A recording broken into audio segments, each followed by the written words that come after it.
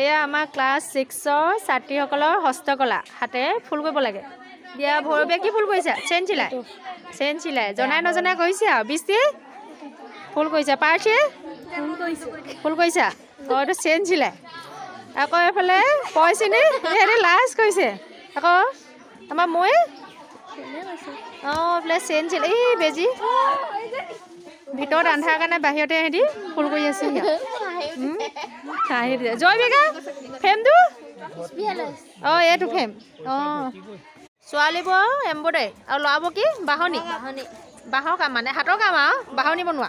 কোনে ধুনীয়া বাঢ়নি বনাইছে চাওঁ নিজে বনাইছা নেকি বনাই অংকুৰটো কোনে বনালে হে বনালা আৰু ইয়াৰ বাঢ়নিটো কিন্তু ধুনীয়া হৈছে আকৌ দেই